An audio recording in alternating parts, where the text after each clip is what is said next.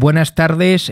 Hoy tenemos como invitado a Miguel Barrero, que es un escritor joven que a mí particularmente me gusta mucho, nacido en Oviedo en 1980, y lo hemos traído al programa porque acaba de sacar su última y cuarta novela, La existencia de Dios, en la editorial TREA. La existencia de Dios, aunque parezca por el título, no es una novela teológica, precisamente, ¿no, Miguel? No, sí es verdad que el título es curioso y que hay gente que se sorprendía mucho cuando se enteró de que sacaba otra novela, de que se titulaba así y demás. El título no refleja de lo que habla la novela en un principio, porque luego en realidad sí tiene cierto sentido que se titula así en función de lo que se cuenta, ¿no? Porque bueno, la existencia de Dios es uno de los motivos que han ido guiando a la humanidad desde que esta existe, de Dios en abstracto, no me refiero a un Dios en concreto. Y creo que la novela se refiere mucho a eso, ¿no? Lo que podríamos llamar, si no ponemos trascendentes, el sentido de la vida. He dicho al principio que se trata de tu cuarta novela. Comentábamos antes de empezar que parece que has seguido un plan, puesto que todas llevan un orden cronológico. Está primero Espejo, que fue premio Asturias Joven, que se desarrolla en la Guerra Civil. Luego viene La vuelta a casa, que vendría a ser la posguerra. Luego Los últimos días de Michi Panero, que son pues con los años la transición española, 70, 80, y luego esta que se desarrolla en la actualidad, pero es una mirada al pasado, ¿no? El narrador se llama Miguel Barrero, como tú, y es una mirada a tu generación. Y cuéntame, ¿no? Es curioso lo que dices porque, bueno, evidentemente yo no tengo un proyecto narrativo, no lo tengo ahora. Y mucho menos lo tenía cuando empecé a escribir, cuando publiqué Espejo, que fue en el año 2005, yo tenía 24 años, ni me planteaba siquiera, no ya un proyecto, sino ni siquiera sabía si habría otra novela después, ¿no? No fue algo totalmente inesperado para mí, pero tampoco es cierto, salvo La vuelta a casa y esta novela, las otras dos, Espejo y Los últimos días, en realidad abarca un arco temporal muy amplio, porque Espejo comienza en la Guerra Civil y acaba en la actualidad, y Los últimos días pues empieza en los años 70 mediados y termina también ahora. Sí es cierto que el peso argumental de la novela recae en Espejo en la Guerra Civil y en Los últimos días en la transición, porque más o menos vienen a indagar en qué fueron acabando en qué polvos acabaron aquellos lodos, ¿no? Pero sí es cierto que luego me ha dicho mucha gente que en mis novelas he ido trazando en las cuatro una especie de fresco muy personal y evidentemente no con un afán de describir todo, sino con un afán totalizador, digamos, y con un afán de ceñirme a lo que a mí me interesaba de cada momento, de cada etapa en concreto. Pero sí es verdad que he tocado poco a poco todo lo que ha sido la historia de España desde el primer cuarto del siglo XX hasta ahora, ¿no? Es una cosa que ya te digo, ni contaba con ella, ni deja de sorprenderme cuando me lo hice. Y hay una cosa curiosa también, porque esta novela, ahora hablaremos más a fondo de ella, que es una novela autoficción, en donde Miguel Barrero es el protagonista de la historia, es tu cuarta novela. Generalmente cuando se empieza a escribir, uno escribe sobre sí mismo, y es curioso que tu primera novela sea sobre la Guerra Civil y tu última novela sea... es como si hubieras hecho el proceso al... Bueno, pero es raro que una persona con 24 años tenga la madurez para escribir sobre la Guerra Civil, y tú, sin embargo, lo demostraste. Bueno, yo ahí discrepo en parte porque últimamente se han abundado, son novelas sobre la Guerra Civil escritas por treintañeros, sí, es verdad. Viejos, todo Dios. Como el título de Guerra Civil, sí. Jack Rosa, cuando había novela, otra novela. Otra maldita novela, lo mismo, ¿no? Pues es cierto que en aquel momento en que escribí Espejo, que fue pues entre 2003 y 2004, la Guerra Civil estaba, no recuerdo por qué, pero sí estaba muy latente el tema en la sociedad, ¿no? Y bueno, pues es verdad que fue una época en la que todo el mundo se interesaba por ella, volvía a ella y demás. Pero es un tema que a fuerza de repetirlo tanto y de hablar tanto de él en aquella época me acabó aburriendo profundamente. Por lo menos me acabó aburriendo su versión tradicional y muchas veces simplista y maniquea que se da del conflicto, ¿no? Sin entrar en las contradicciones y en todo lo que realmente enriquece la peripecia vital que hubo detrás de la Guerra Civil como una simple guerra. ¿Qué habías preguntado, perdona? No, te estaba diciendo que es curioso cómo tu primera novela es sobre la guerra civil Sí, y pero cómo bueno, la pero última es una novela sobre ti No lo mismo. sabéis todo. El otro día, Sí.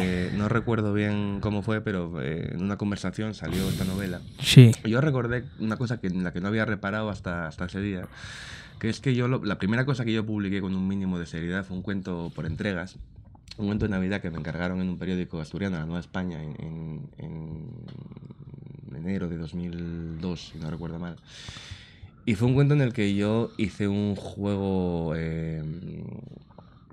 no de autoficción, pero sí de metaficción, muy tosco, muy mal elaborado, porque bueno, yo no tenía ni las armas ni el conocimiento para hacerlo medianamente bien, sin que hacerlo supusiera plagiar Unamuno, que era lo que todos hacemos cuando intentamos empezar con estas Sí, el maniobras. personaje que se revela al autor, sí. Y entonces en aquel cuento era un personaje que volvía a Mieres porque le avisaban de la muerte de un amigo de la infancia. Es decir, sí tenía un poco el origen de esto. Eso es, pero es un origen que estaba tan diluido que ni siquiera yo lo tuve en cuenta hasta que el otro día me acordé de ese cuento que yo he perdido. O sea, no sé qué fue de él, imagino que mi madre, que guarda copia de todo lo que escribo dentro de una copia, pero yo lo tengo absolutamente extraviado, ¿no? Y si es verdad que eso sería lo primero que yo puedo reconocer como escrito por mí. En ese caso sí es verdad que estarían ahí todo lo que luego ha venido siendo los temas que han ido poblando mis libros, porque quiero recordar que en aquel cuento se hablaba de la guerra civil como un tema colateral, pero también presente, se hablaba de la muerte, se hablaba del paso del tiempo, se hablaba de la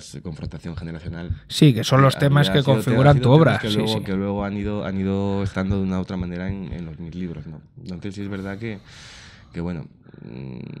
O sea, que lo primero que escribiste antes de la guerra civil fue una cosa parecida a esta. Sí, ya me quedo más tranquilo. No era parecida, pero sí era un juego. Sí ya todo encaja. Sí era una obra en la que, digamos, predominaba no tanto el hablar acerca de algo, sino la reflexión sobre cómo hablar acerca de ese algo, ¿no? Yo creo que la existencia de Dios, me decía hace poco Javier García Rodríguez, que es un escritor y profesor de literatura, que ahora da clase en Oviedo, me decía que era una novela que empezaba como autoficción y terminaba como metaficción, en la que lo importante era que se pasaba de una narración propiamente dicha a una reflexión sobre la conveniencia y el modo de narrar.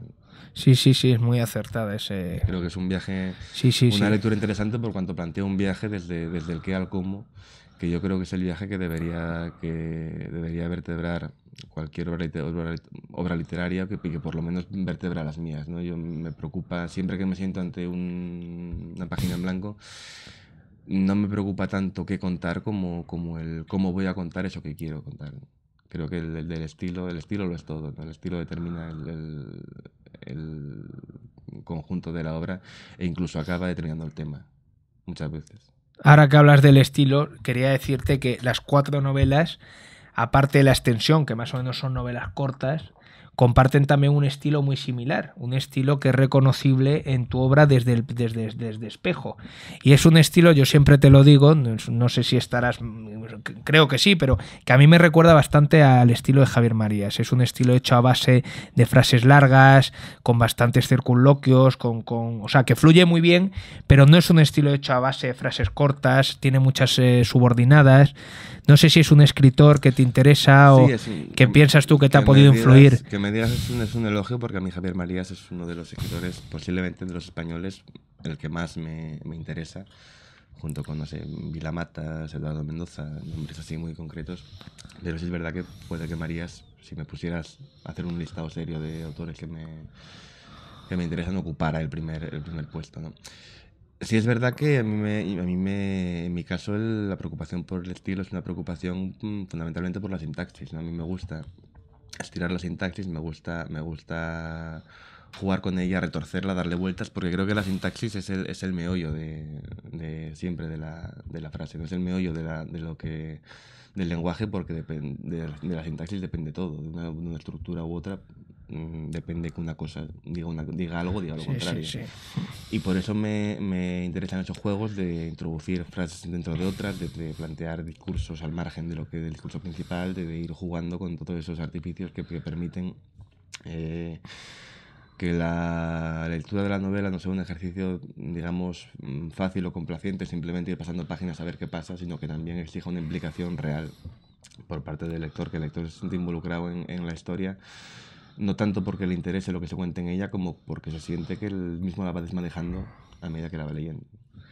Aquí en esta novela, La asistencia de Dios, el Miguel Barrero, narrador y personaje, mira hacia atrás, recuerda sus años de estudiante en Salamanca.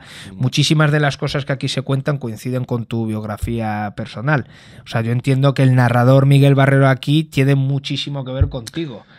Sí, claro, me cuesta mucho hablar de esta novela porque es muy difícil hablar de ella sin caer en la trampa de meter alguno en lo que ahora se llaman spoilers, ¿no? Sí. Contar Sí. un final que no se debe contar, porque además es un final que cambia toda la novela. Yo siempre digo que si se leyera 2 veces seguidas, la segunda lectura no tendría nada que ver con la primera, porque el lector tiene unas claves de las que no disponía en la primera vez que se le echó a los ojos. Es una novela, evidentemente es la más personal, y me sorprendió mucho cuando la novela salió de mis manos y la empezó a leer gente y me empezó a decir que era una novela en clave generacional. Para mí fue una sorpresa, porque hasta entonces yo solo la había visto como algo extremadamente personal, y por eso me había pensado que la lectura que yo hacía de unos determinados acontecimientos, una determinada época, un determinado contexto, podía ser extrapolable a los que habían vivido más o menos o tenían más o menos la misma edad que yo en aquellos años, que hablamos pues de la mitad de la década de los 90 aproximadamente.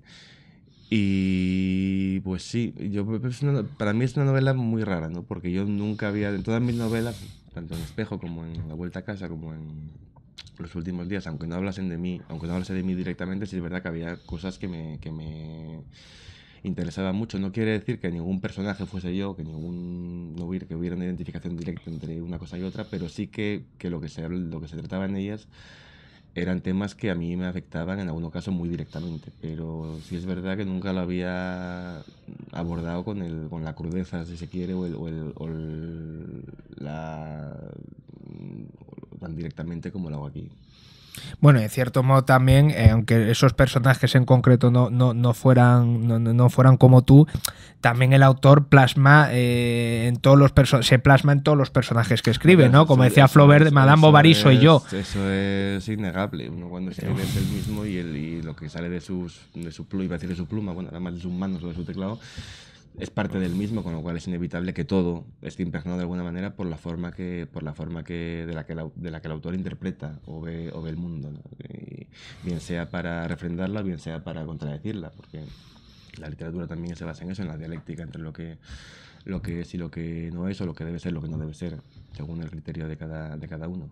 La mirada que proyecta Miguel Barrero, el narrador, hacia el pasado, hacia su infancia, hacia su adolescencia y tal, es una mirada no demasiado indulgente. O sea, de hecho, aquí hay cosas, tú le dedicas a la novela pasajes a Mieres, que es el pueblo donde creciste y tal, pasajes bastante duros. Me dicen eso, pero yo creo que soy realista. Bueno, ya, si se puede ser realista.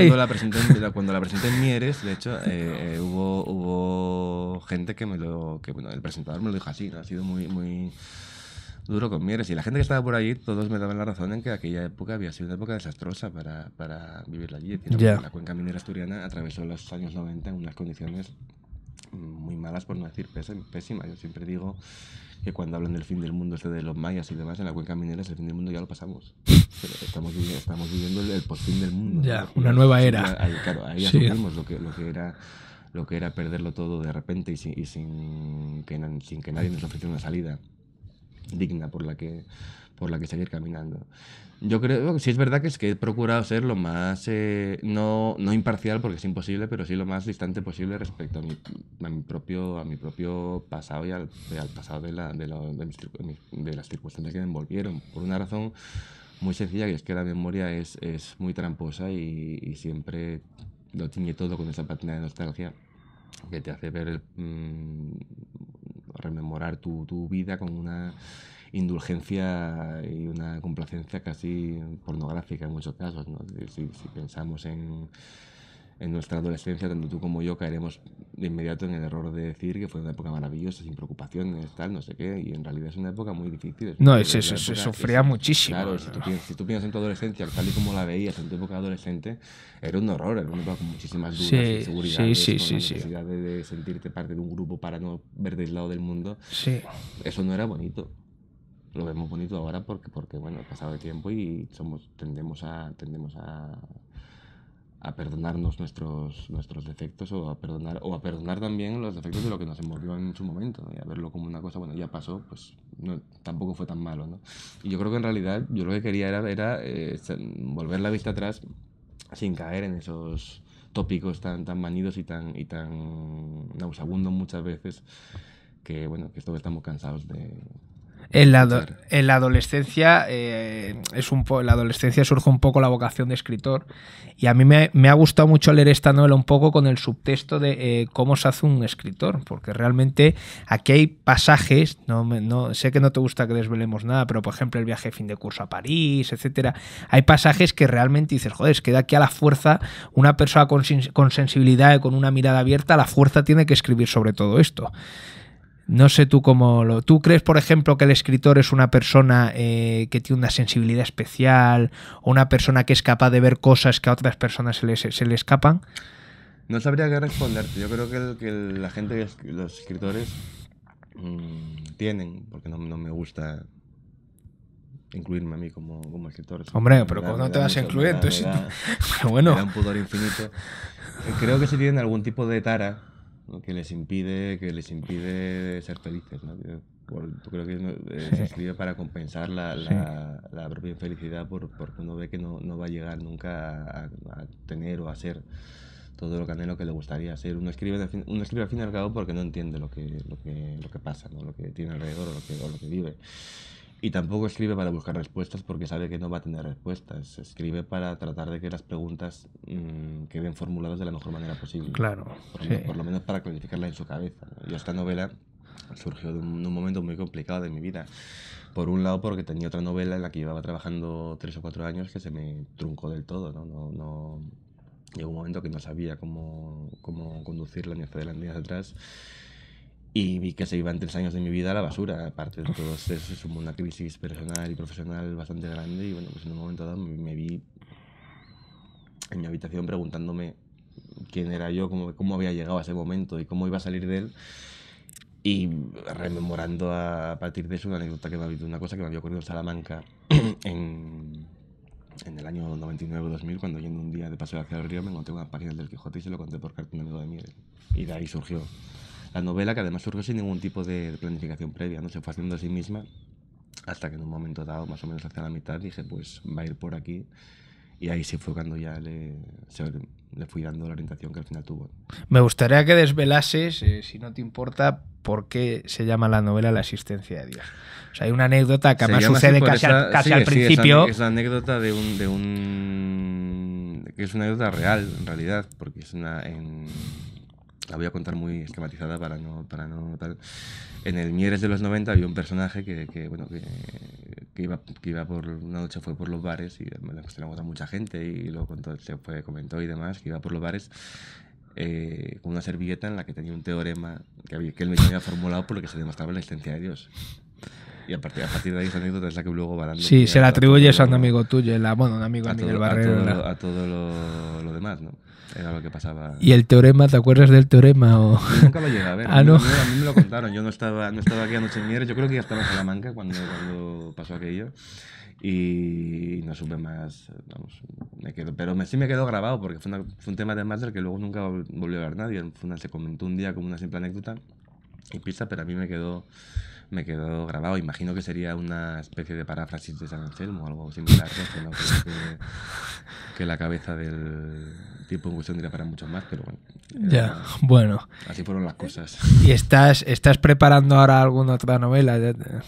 Sé que la última vez que contestaste esto... Sí, fue precisamente la última vez que cometí el error, que nunca había hecho y creo que no lo voy a hacer nunca más, de hablar de aquella novela en curso, de hablar de ella en público, pero además porque a través de un amigo que me lo pidió para un programa no sé qué tal, pues como era amigo mío dije, bueno, vale, pues aparecía en la tele contándolo, de la tele llegaba un periódico también contándolo, y poco a poco era una novela inspirada en un crimen real que está sin resolver, que sucedió en Gijón en el año 76. Y bueno, pues es un tema bastante recurrente tanto en Gijón como en Asturias. Entonces, cada vez que periódicamente los periódicos, para la redundancia, sabemos cómo son y vuelven a sacar temas viejos tal para llenar páginas. Sí, para llenar páginas y darle... Y cada vez que alguien decidía sacar ese crimen, pues me llamaban a mí para contar, pues Miguel Barrero, que escribe un libro sobre tal, no sé qué. Y claro, el libro ese, pues yo estaba viendo que se me moría entre las manos y que no iba a resucitar de ninguna manera y al final ya pues se murió. Yo creo que de éxito antes siquiera de haberse escrito. Y tengo decidido que no voy a volver a hablar nunca de nada que no tenga por lo menos acabado o medio acabar antes de... O sea, que esta pregunta no va a responde. tener respuesta. Bueno, cambiamos de tercio. Tú eres de Asturias, vives en Asturias, escribes desde Asturias. Los que vivimos aquí en Madrid muchas veces tenemos la idea muy errónea de que parece que lo que no se hace aquí pues como que no existe, o el escritor de fuera también cae en eso, ¿no? En decir que, hombre, es que hay que irse a Madrid, para triunfar hay que estar en Madrid. ¿Tú el mundillo literario cómo lo ves desde...? Hombre, yo creo que esa visión se ha corregido, ¿no? En parte. No, es verdad que persiste todavía esa visión centralista de que Madrid es Madrid y el resto periferia. Es verdad que geográficamente la noción centro-periferia sigue siendo, y políticamente sigue siendo innegable. Pero creo que el mito del escritor que se llama Madrid a triunfar no tiene sentido. Y si te fijas en autores actuales y demás, pues Manuel Vilas escribe de Zaragoza. Sí. Salmón en Asturias. Fernández Mayo está en Mallorca, creo. Sí. Y venía de La Coruña. Es decir, sí. No es una... Vicente Luis Mora estaba en Córdoba. Sí. Es decir, no hay una necesidad física de estar en Madrid para llegar a Madrid. Entendiendo Madrid como una metáfora del centro, o no del centro, sino de la globalidad dentro del territorio español. Sí puede que en Madrid las cosas sean más fáciles, pero bueno, yo estoy en Asturias por una cuestión... También hay mucha más competencia también, claro. Sí, claro, pero bueno, estar en Madrid no te garantiza nada, simplemente te permite que las puertas se entreabran por cuando te resulta más fácil acceder a determinados sitios a los que no puedes acceder desde Gijón, porque te quedan más lejos y hay más problemas. Pero no creo que el hecho de vivir o no vivir en Madrid sea relevante a la hora de obtener lectores o de escribir. Además, esto es una prueba de que desde fuera de Madrid se puede hacer una carrera literaria. Yo vivo en Asturias porque me gusta, pero tampoco me planteo el tema nunca como una guerra personal. Es decir, no pienso irme a Madrid. A mí Madrid me encanta. Y viviste aquí, ¿no? Aquí una temporada y además... Ahora vengo menos, pero una temporada en la que estaba mucho por aquí, venía cada poco porque es una ciudad en la que siempre estoy muy a gusto. Yo soy de esos periféricos que están muy a gusto en Madrid. Siempre me he sentido muy cómodo aquí, no tengo ningún tipo de problema, pese a que soy del Barça. Pero aquí hay mucha gente del Barça, Cuidado. Soy del Sporting, el Barça es mi segunda. Y además soy de un pueblo de Jaén y en mi pueblo muchísima gente es del Barça. Yo soy del Barça después del Sporting, que es mi equipo. Pero bueno, las cosas vienen así. Yo creo que no hay que romperse la cabeza pensando si me voy a Madrid o me voy a Barcelona o me quedo aquí o qué hago, tal, sino simplemente lo importante al fin y al cabo es escribir. Me alegro mucho que lo digas porque... Si eres fiel a tus propias convicciones y eres fiel sobre todo a un criterio de excelencia que te obligue a no dar imprenta a nada de lo que tú no estés aceptablemente satisfecho, pues puedes tardar más, puedes tardar menos, pero yo creo que acabarás teniendo el reconocimiento que tú quieras tener, porque tampoco me interesa o busco ser un autor de masas, ¿no? Yo me conformo con que la novela pueda llegar a los lectores a los que les interese que lleguen. Nada sí. Eso. Esta tarde firmas en la Feria del Libro. Sí, me voy a... Una antología de cuentos, ¿no? Debuto en la Feria del Libro. Debutas en la Feria del Libro. Se llama Borondón, ¿no? Explícanos... Náufrago en San Borondón. Sí. Pues no sé mucho, es una antología que coordinó Javier Vázquez Losada, que es un buen amigo mío el día que nos conocimos en 2009 en Asturias, en los encuentros de Berines. Sí. Que es una ocasión en la que el centro se va a la periferia a discutir para volver luego al centro a aplicar lo que discute en la periferia, que eso también es curioso. Es verdad. Es un fenómeno llamativo. Nos conocimos allí y entablamos una relación, pues bueno, por teléfono, email y demás, que se fue dilatando en el tiempo.